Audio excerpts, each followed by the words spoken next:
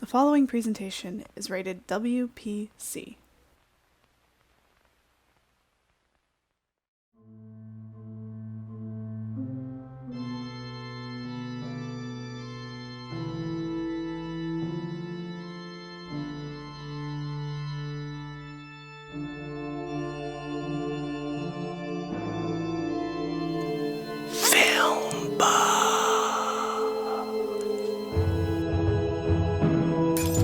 Fever is uncontrollable. I feel so helpless leaving him. All he needs is some good rest, and he can return to work in the morning. We have to go, son. Focus on getting better and taking care of yourself. And we'll see you after work, Tiger, okay?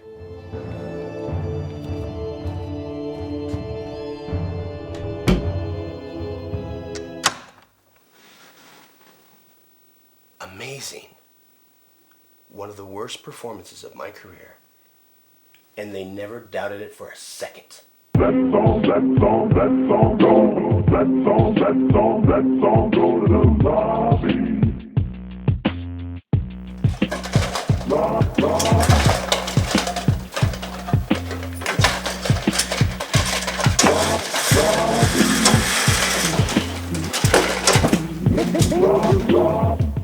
How could I handle the emotional prison of blue-collar employment on today, what might be the release of my most anticipated movie of the year? Hang on a second. Hi, security? Yeah, he's right out front again. Yeah, I don't know who he is. Every day for months and months now. He's just been standing in the front. Can somebody just... Thank you, I'm busy.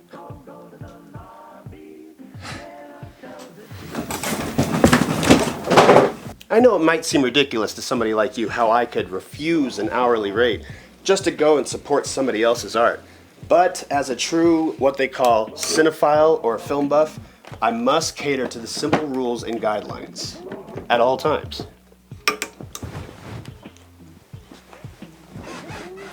You see, the main thing about being a cinephile or film buff is in the form of one expression: empathy.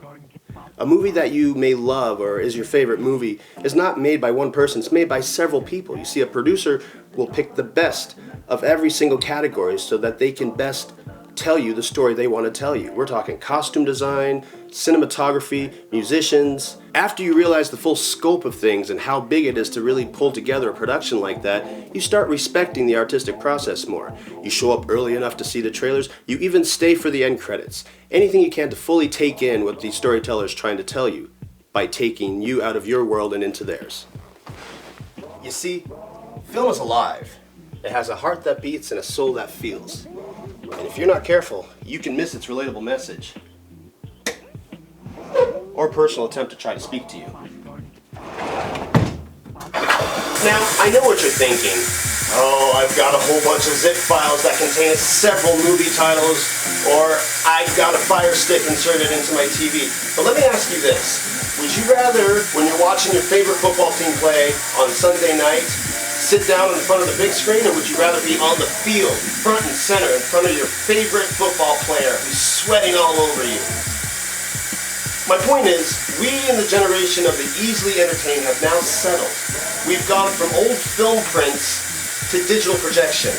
We've traded video retail stores for video streaming. We've forgotten the most important thing about going to the cinema. It's not an inconvenience, it's an experience.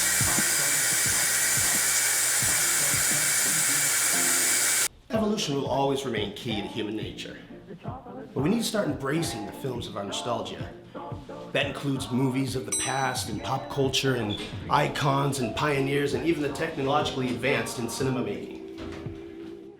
My name's William Patrick Coleman, and I'll be your host. Welcome to Filmbuff, a sketch talk show that does just that, reintroduces the movies of the past and your pop culture to today's generation. Oh, one more word of advice. You're about to step into my brain for 20 minutes at a time. So turn off the light, dust off that Top Gun soundtrack on cassette, break out the lube, and strap on the rubber, because things are about to get weird.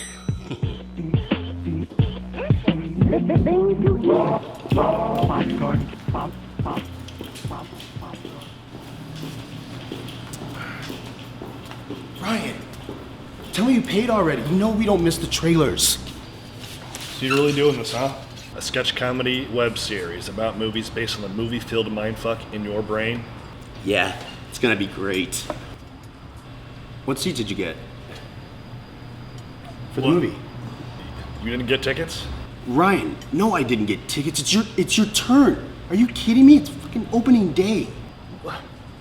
I just spent the last of my cash. It's too late to go back to my place to get the cash. We don't have enough time.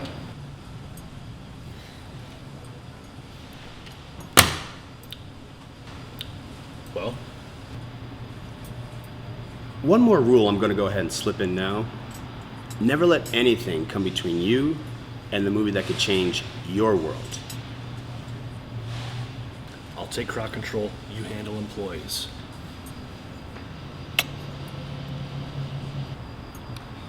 I love you, honey bunny. Everybody be cool, this is a robbery! Any of you fucking pricks move, and I'll execute every last motherfucking one of you!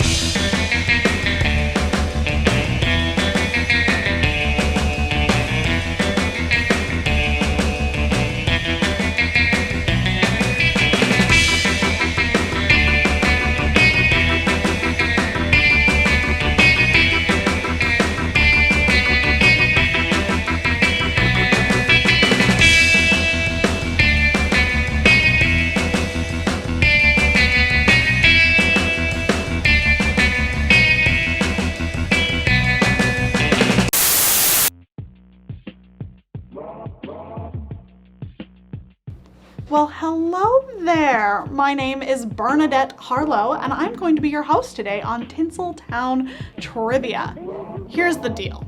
You're watching all these movies, you're watching all this TV, you're rotting your brain, so you're gonna learn something while you're doing it.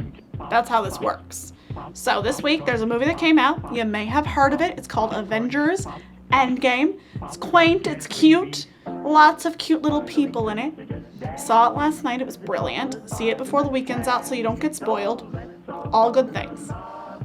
So, our first question for you today is, what movie coined the term blockbuster?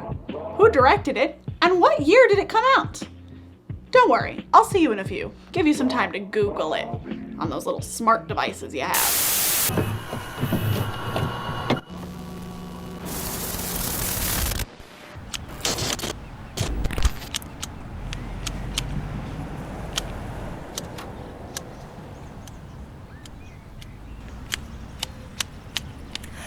Why, hello there, Herbert! Is that Gianna Dawson as I live and breathe? Hello, milady. Afternoon, how you doing? I'm just enjoying this wonderful weather we're having today. It is a beautiful day, you know, but I couldn't help but notice that your hedges are growing rather unkempt over there. Well, which is why I thought I'd come out and trim them down.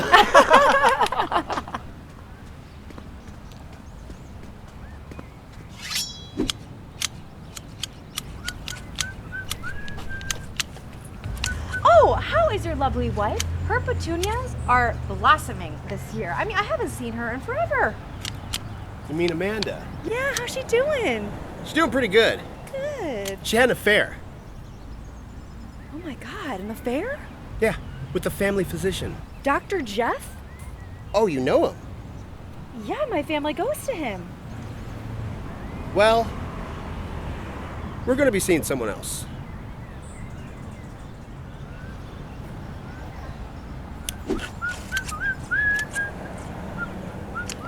Well, I mean, I saw in our local newspaper that Herbert Jr. is doing really well. I mean, a 4.8 GPA? Who knew that was a thing, right? Oh, that Junior. Such a smart kid. Oh, Bunch of new friends, too. good for him. Last week, they're in the backyard throwing around the old pigskin. Oh, good. One passed so hard, straight chuck shot to his nutsack, split his testicles open. Yeah, had to pick his balls up out of the grass with the dog shit scooper. Can you believe it? Oh my God. But we took them, placed them in a jar, and put them by the front door, so when he leaves during the day, he's reminded not to get attached to things.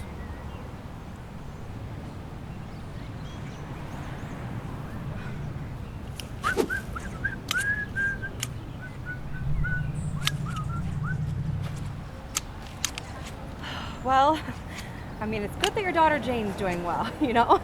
captain of the cheerleading squad, dating the high school star quarterback. He has brought her flowers so many times I've miscounted. He's so sweet. Yeah, such a sweet couple. I'll be sure to tell them that you said something when I see them next, since they've been missing for 3 weeks. Jesus Christ! Yeah, and we're talking milk carton missing. Oh, did you report it to the authorities? Yeah, I talked to the authorities. Blah, blah, blah. Probably buried alive somewhere, textbook police response. I mean, Herbert, any clues that she might have left behind? No, just a ransom note and a mysterious voicemail. I mean, no red flags, but you know how these crazy kids are. They're probably at the sock hop or something.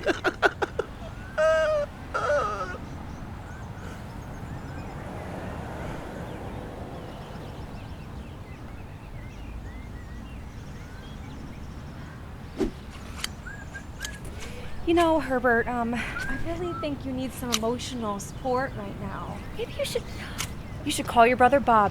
He's dependable, he's stable, great sense of humor. I really think you need that right now. Oh, Bob. Good old brother Bob, the dependable comedian. Yeah. He's gonna need to be entertaining for that new audience he has at the state penitentiary! Fucking prison? Yeah. Boy Genius decided to take the truck and run over an old lady in the carport last week in the front yard. Out here in the front? Yeah, it was right there. There was a police team and a news crew and everything. I'm surprised you didn't hear it. Oh my God, we were out of town. Well, we weren't.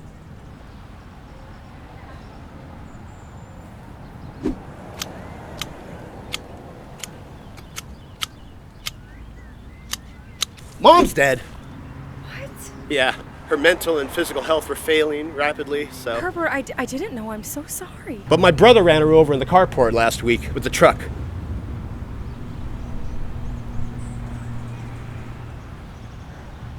Did you change the password to your Netflix account? Hi, I'm famous actor, writer, producer William Patrick Coleman. Oh, hello. Welcome to Moments in Movie History. I'm your host, Henry Laszlo. Each week since 1952, we've taken a look at the history of film and how it shaped the modern motion picture industry. Last week, we looked at the silent era of film and examined the method acting techniques that some of the greatest actors from that era employed. In this week's episode, we'll explore the Western genre, specifically spaghetti westerns, made famous by Sergio Leone, with films like A Fistful of Dollars and For a Few Dollars More. The phrase spaghetti western was coined in 1965 by famed critic Robert Grant, who noticed that the characters in these movies were consistently eating spaghetti. The films, of course, were box office hits, and anticipation for Leone's third foray into the spaghetti western genre was building. But for the third film in the Dollars trilogy, a film titled Just One More Dollar Please, Leone changed his formula. The film's iconic protagonist, played by Clint Eastwood, would not chew spaghetti, but instead was given a cigarello to chew. Under the assumption that a cigarello was just another type of noodle, Eastwood initially was okay with the idea. It wasn't until he made himself a bowl of cigarello Alfredo on set that he started to question Leone's decision. Needless to say, Eastwood's cigarello wasn't nearly as iconic as the spaghetti he consumed in earlier films. Just One More Dollar Please was torn to shreds by critics. It bombed at the box office, and it led renowned critic Robert Grant to say, "There should have been more spaghetti." Another reviewer stated, "There is no world in which cigarette smoking will ever be cool on screen." The overwhelming failure of Just One More Dollar Please led Leone to follow up his cinematic dud by doubling down on the spaghetti western genre with the hit Once Upon a Time in an Italian Restaurant. I'll take a shot.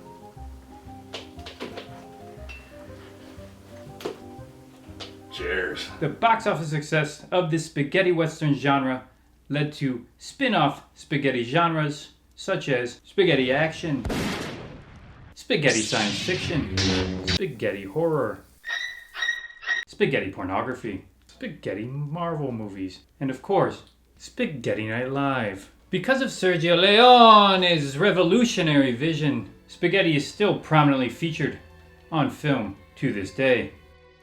This was Moments in Movie History, and I'm your host, Henry Laszlo.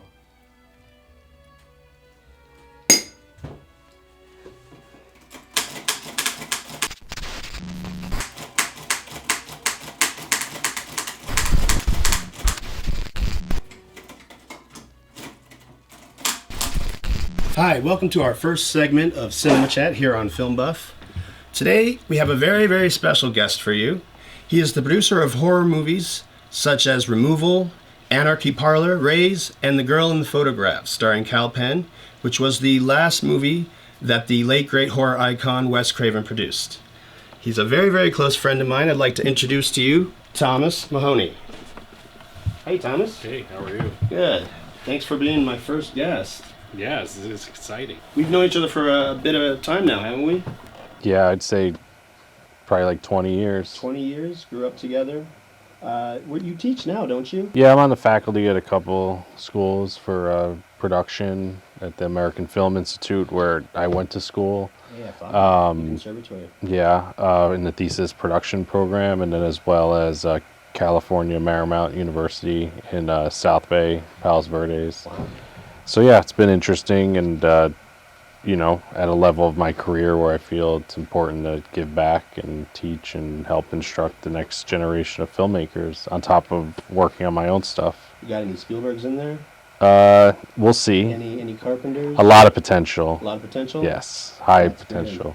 Good. Avengers Endgame comes out, which starts the summer movie blockbuster season. Yes. My whole life, you know me, I'm a list guy. I take my favorites and I put them in a list. Sure. So we're gonna start this cinema chat off with a list of your top 3 most anticipated summer movies of this season. Number 3 for this summer, most anticipated would be Detective Pikachu. Really? Yes. I was not expecting you to say that. Is there a specific thing you're looking forward to? I think that it looks creative and cool. It kind of feels like it could be a Roger Rabbit-esque movie where it takes place in a special world where we coexist with some mythical creatures, and I think 1 foot in that genre and 1 foot out. Yes. My number 3, and I'm not too familiar with the backstory on this, but Brightburn seems really interesting to me. James Gunn his name is pretty big right now out there, and I'm a big fan of his work. Even Guardians like Slither I thought was really, really good, and I'm really interested when he takes a step out of the superhero genre to try to do something else and to see what else if he still has it. What it really works for James Gunn is kind of subverting genre stuff and putting it on its head and doing something different, as we saw with Guardians of the Galaxy. Or Super, even. And Super, and probably what he's going to do with the Suicide Squad.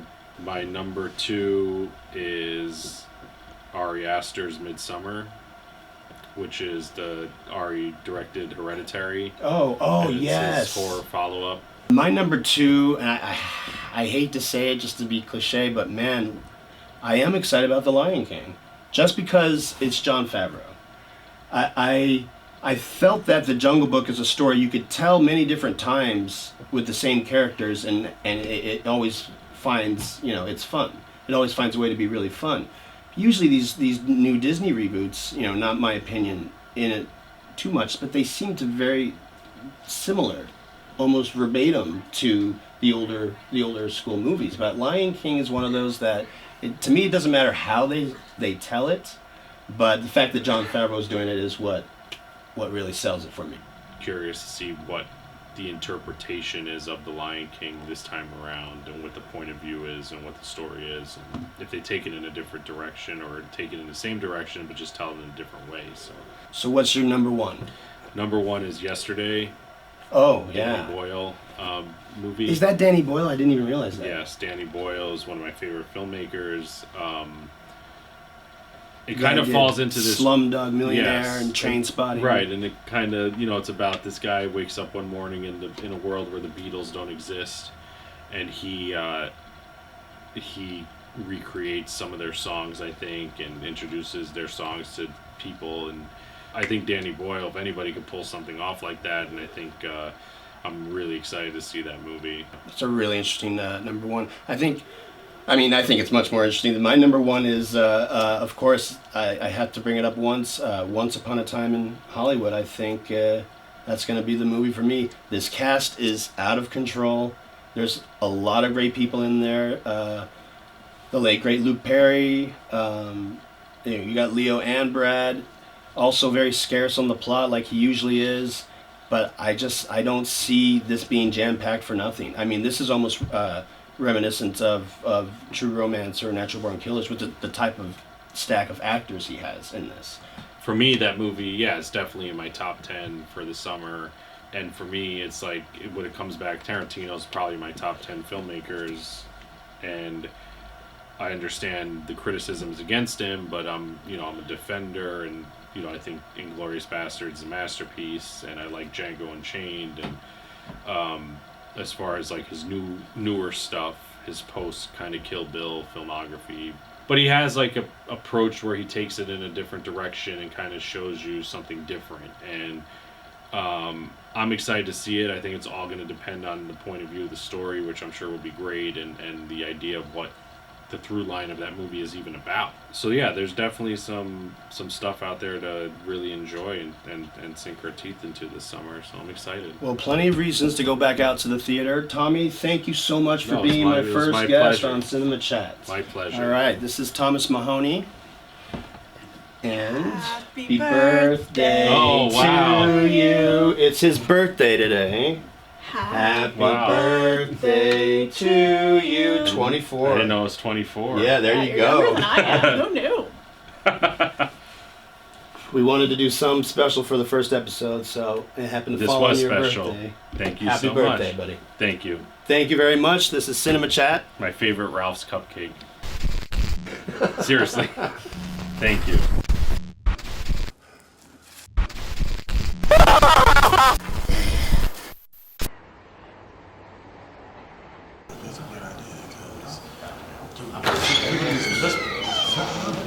Will, Sean, Mike, you guys read the opening numbers? Marvel has executed yet another hit in character development and storytelling, Thus changing the definition. of the traditional summer blockbuster. Untouchable. You fuckers did it again! And Avengers have more than tripled the amount of money made from its predecessors, and is currently sitting at 100% on Rotten Tomatoes. What? We can't slow down now. What's next on Marvel's slate? Way ahead of you. Say with me, Black Panther 2! Let's get cool with that Oscar. It owes me $12. I like where your guys' heads are. What do we got? Go. Let's expand more on the women and the history and their storyline. Interesting. You. Well, there's still remaining characters and remaining storylines of the origins of Black Panther. Yes, let's explore these characters. Nakia, Wakabi. Daniel Kaluuya, you owe me $12. My favorite is M'Baku. Yes, M'Baku. I love this character, which brings me to my first idea. Who's M'Baku again? Leader of the Jabari tribe. Him and T'Challa actually make amends and become best friends at the very end. You know. I will feed you to my children.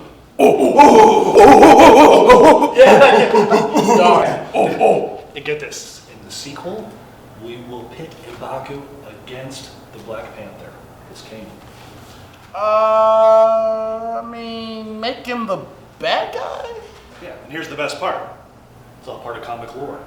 He's right. It is comic lore, but, you know. And just like in the comics, M'Baku will gain strength by killing a white gorilla and bathing in its blood. Jesus Christ, Brian! And we'll give him his original name.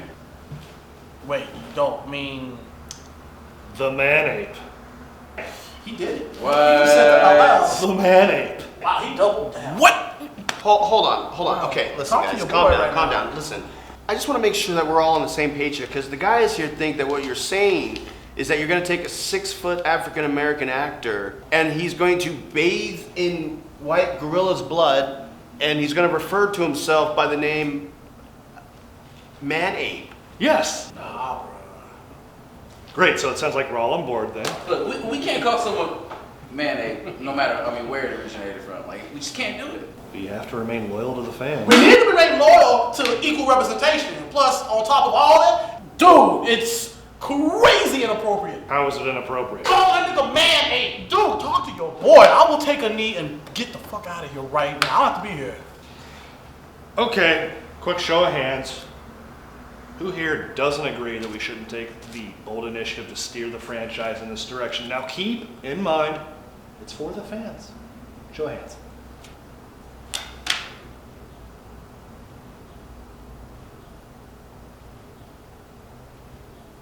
Okay, best 2 out of 3.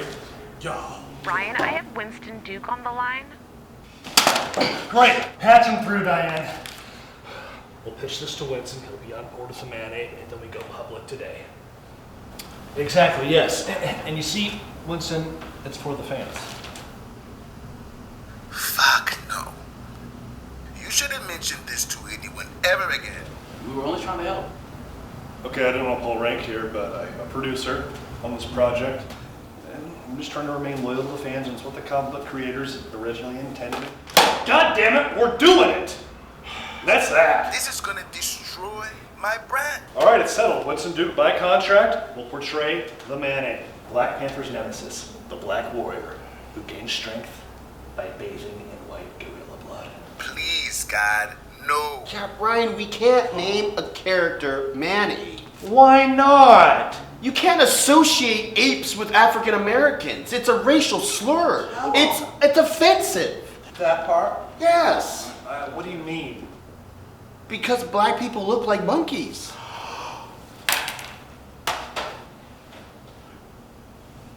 Oh my God.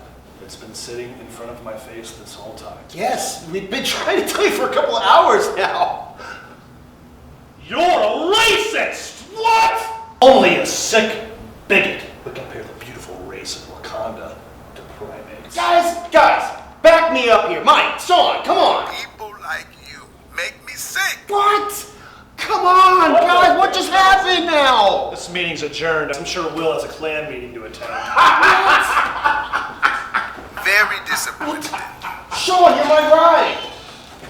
Y'all say you reference to Stacy, motherfucker. Jesus! Hey, it's okay. It's not worth it. Let it go owe me $12 anyway. In the words of M'Baku, that means never speak again. Ever.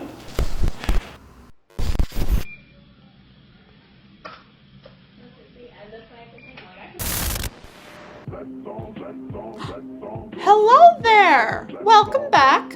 I bet you're waiting for that answer to that trivia question I asked you. Or you're so smart and you already knew it. Well, the answer is Jaws, for those who didn't know, directed by Steven Spielberg in 1975. The reason it's a blockbuster is because it was the first movie to have lines going around the block, busting traffic. Who loves that? Nobody, especially not here in LA or in my international bubble. And that's all we have for you this week on Filmbuff, but you know what? I have to talk about Avengers Endgame. I saw it last night, and I am still in so much shock. It's amazing I'm even alive.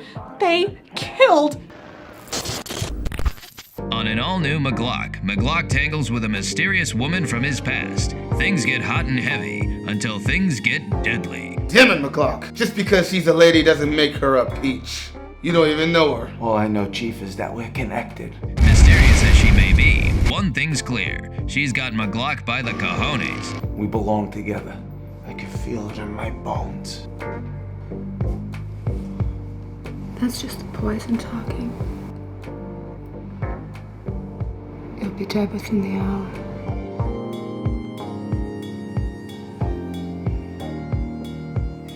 What did she say? She said she loves me.